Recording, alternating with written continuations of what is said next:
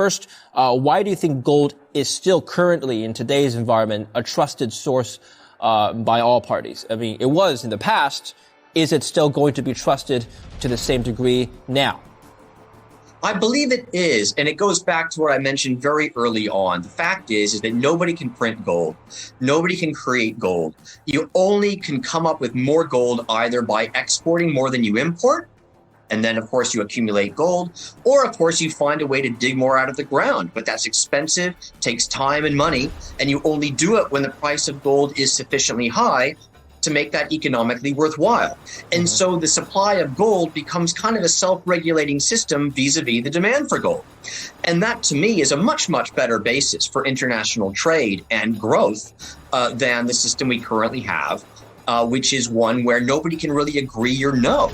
It's nice to know that Mother Nature determines how much gold is available, as opposed to the country across the way with which you do trade, but you don't necessarily completely trust to honor its commitments. Maybe indeed you'll fall prey to economic sanctions at some point. Do you really want to be holding assets denominated in that country's currency, whereas gold is no national asset in that sense? It belongs to the planet. And it was created by Mother Earth. So to me, it kind of solves this problem of mistrust, distrust, competition, and yet also cooperation at the international level. It facilitates all the good things about international trade while mitigating the potential bad things about monetary manipulation. Let's assume, I'm not saying it will happen, but let's assume a gold standard is inevitable for many countries around the world. If that were the case, John, why would I invest in gold today? Because keep in mind, during the Bretton Woods system, the gold price was fixed. It was very flat. And so, if you assume that the same system were to reoccur, the gold price would be managed, it would be flat. I wouldn't gain capital appreciation as an investor. And there's also a possibility that my gold might be confiscated by the government. Those are cases against investing in gold now, are they not?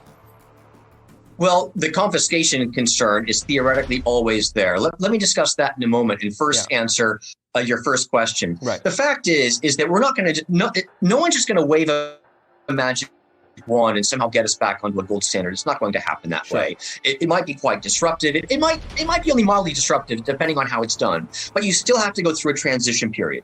The transition period will have to reprice gold to a level which allows it to be valued vis-a-vis the global asset base and global trade volumes in a way that implies equilibrium.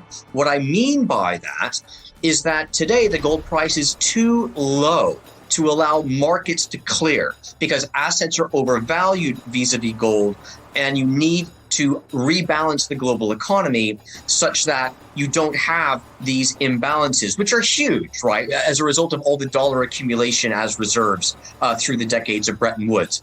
So the gold price needs to rise by an order of magnitude in order to allow that system to work. So you go through this phase transition when the price of gold has to rise by an order of magnitude. In my book, I go through some calculations what that order of magnitude would be. And indeed, they're based on calculations that have been made before by other economists, including under Bretton Woods. I mean, would you believe, we take it for granted today. We think, oh, gee, Bretton Woods was a stable system. It just worked. Nobody questioned it. That's not true. There was lots of debate and discussion during already the 1950s, but in particular the 1960s, that the U.S. money and credit supply was growing too quickly to be credibly backed by gold anymore and to allow Bretton Woods to function. And so there was already this dispute going on that gold was going to have to be revalued at some point. And indeed, gold was revalued before Bretton Woods broke down completely. They tried to go through a revaluation process, but it just wasn't enough. It didn't properly rebalance international trade, and it all blew up in the end when the U.S. basically lost patience with the rest of the world. So, that's how it happened then. But back then, the world was still very unipolar in political, economic, and military terms. It's far less so today. So I think today, the revaluation that gold would have to go through to imply a stable international monetary equilibrium is huge. And by implication, according to my calculations, you're talking something in the region of about $50,000 per ounce being a reasonable market clearing price for gold if you fully go back to a gold-backed international monetary system.